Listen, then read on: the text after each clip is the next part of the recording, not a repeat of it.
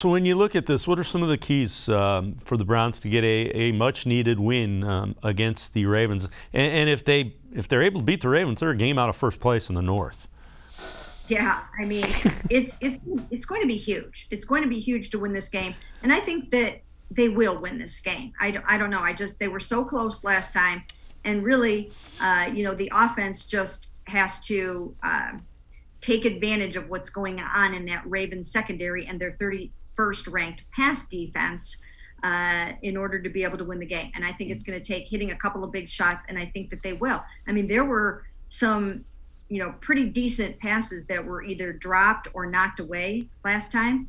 And I think that, I think they're going to hit some of those this time. I think, remember on that first drive, Donovan Peoples-Jones dropped an uncharacteristic pass. I think he's going to hang on. Again, now they won't have David Njoku, but I think the key will be, number one, you got to try to get those takeaways. You have to try to get those takeaways. And then, and the other thing is managing Lamar just the way that they did in the first game. They've got to, Lamar makes them go. No matter, even if you think they're out of the game in the fourth quarter, you're never really out of it because he can make those special plays. He can make magic happen at times. He almost beat the Steelers. If not for that play, that was a pretty incredible last drive that he came down with 1:48 left to throw a touchdown pass. So you can never say never with him. So, that's priority number one, is to manage him again. When you look at the Browns passing game, who do you see needs to kind of step things up? And I guess it's important to note, Donovan Peoples-Jones also was coming off a bothersome groin, a groin injury. And that's not an injury you want to try to play wide receiver in the NFL battling through.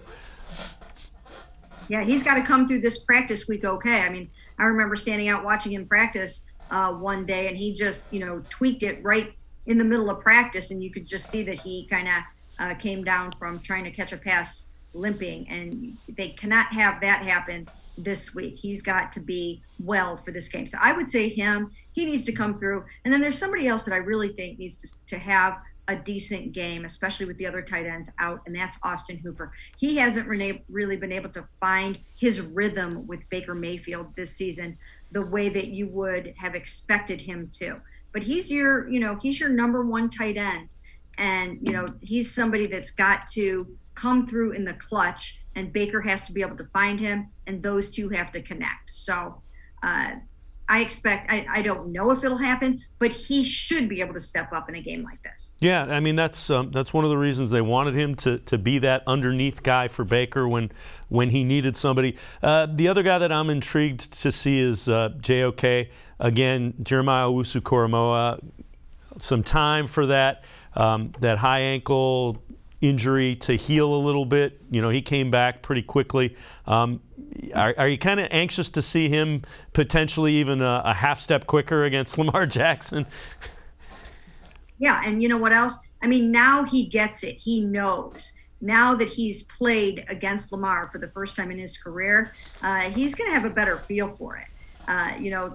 In the first game, you're just kind of, flying by the seat of your pants, sort of. Now he knows where he fits. He knows where to take the angles. He's going to watch more film. Anthony Walker will help him even more. So I think he'll be even better this game. Yeah, and now he doesn't have to try to simulate Lamar Jackson's speed. He has seen it and kind of has a feel for it. That's always huge for a guy like Lamar Jackson. Now he knows exactly how athletic he is. Yeah, and and he can bring it. JOK can bring it. He's got great instincts. He can diagnose a play, and he can get there in a hurry with his tremendous closing speed. So again, he's exactly the Lamar Jacksons and the Kyler Murrays and the Patrick Mahomes and some of these dual threat quarterbacks. That's why you go out there and you get a hybrid linebacker just like this, and he really came in handy the last game.